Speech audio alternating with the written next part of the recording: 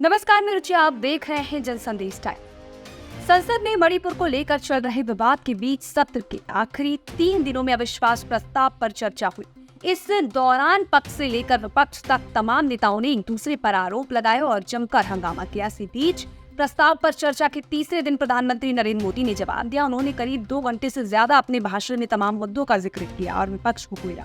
इसे लेकर आईएम सांसद असदुद्दीन ओवैसी ने कई सवाल उठाए और असदुद्दीन ओवैसी ने कहा कि उन्होंने संसद में 11 सवाल उठाए, जिनमें से एक का जवाब भी नहीं मिला। ओवैसी ने ट्विटर पर एक अखबार की कटिंग शेयर करते हुए लिखा कि मैंने 11 सवाल उठाए, उसमें से पीएम ने एक का जवाब नहीं दिया। मुसलमानों के खिलाफ हेट क्राइम की निंदा करने से उनका इनकार हमें वो सब कुछ बताता है जो हमें जानना चाहिए। चीन पर एक शब्द भी नहीं कहा।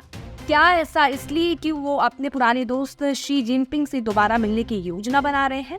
आपको बता दें कि असदुद्दीन ओवैसी के पॉइंट्स की बात करें तो ओवैसी ने संसद में अपने भाषण के दौरान कहा कि हालिया दिनों में हमारे मुल्क में ट्रेन में एक वर्दीपोश दहशतगर्द ने अपने सीनियर मीरा साहब का कत्ल करने के बाद ट्रेन के कंपार्टमेंट में जाकर नाम पूछकर चेहरे पर दाढ़ी देखकर उसको कत्ल कर दिया।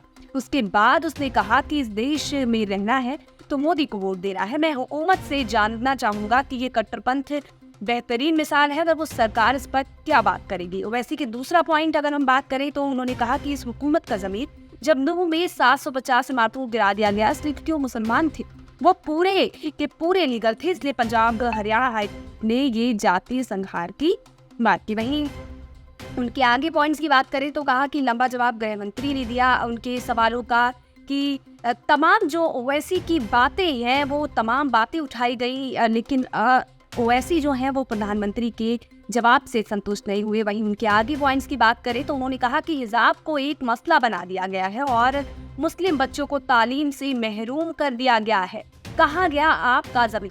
मैं ये पूछना चाहता हूँ कि बिल्किस बानो इस देश की बेटी है या नहीं? जिस बिल्किस बानो का 11 लोगों ने रेप किया, उसकी बेटी और माँ का कत्ल कर दिया, उसके दोषियों को आपने रिहा कर दिया। वैसे ने 5वें पॉइंट में जिक्र किया, चीन का जिक्र किया। उन्होंने कहा कि मोदी ने 2013 में जब वो पीएम नहीं थे तो कहा था कि समस्या बॉर्डर पर नहीं दिल्ली में है, अगर हम अपनी जमीन पर हैं तो डिसएंगेजमेंट क्यों हो रहा है? क्या आज चीन हमारी जमीन पर नहीं बैठा? प्रधानमंत्री ने शी जिनपिंग को बुलाकर झूला झुलाया था, उनका क्या नतीजा निकाला जाए, इसलिए चीन को उखाड़ कर फेंक दिया। तमाम और ऐसे पॉइंट्स से 11 पॉइंट्स से जो ओवैसी ने उठाया, लेकिन ओवैसी ने ट्वीट कर कहा कि उनके एक सवाल का भी जवाब प्रधानमंत्री ने नहीं दिया। आपको बता दें कि कल पीएम मोदी ने संसद में भाषण दिया, क्योंकि विपक्षों द्वारा लगातार कहा जा रहा था कि पीएम मोदी तमाम सवालों पर बात नहीं कर रहे हैं और वो इन बातों को नज़रअंदाज कर रहे हैं। तो उन्हीं सवालों का जवाब देने पीएम मोदी संसद में आए और